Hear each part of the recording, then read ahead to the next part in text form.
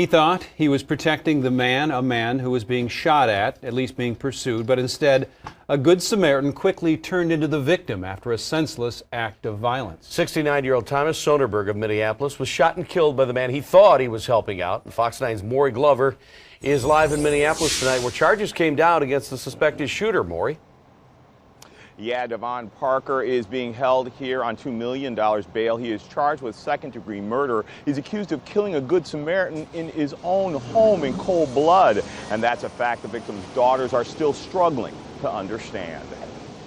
There are no real words, to describe the depth of my anger and my disappointment. Cleaning out the house where they spent most of their lives and their father lost his, Thomas Sonnenberg's daughters are still in shock. Because of where this happened and the nature of it, we feel like we don't have time to just let this wait.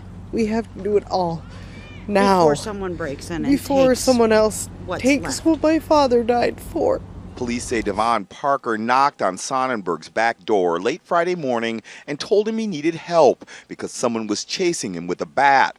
So the Good Samaritan and retired grandfather let him in, locked the door behind him, and called 911. But investigators say Parker tried to confuse the dispatcher by grabbing the phone and giving police the wrong address. He then grabbed the handgun Sonnenberg carried in a holster on his hip and shot him in the head.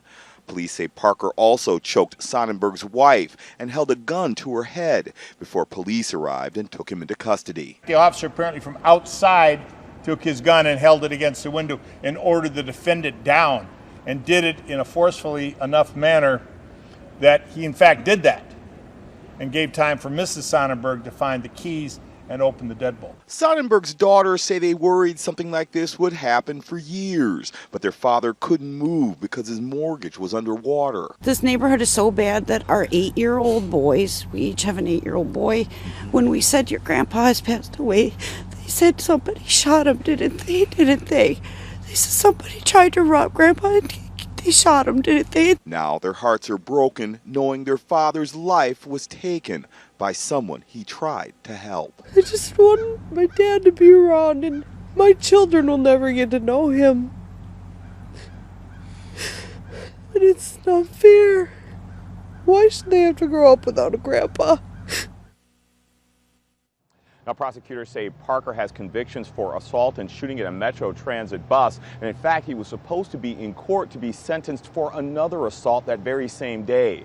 Well, unfortunately, or rather fortunately, he will be back in court tomorrow to face these new murder charges. Guys, back to you. All right, Maury.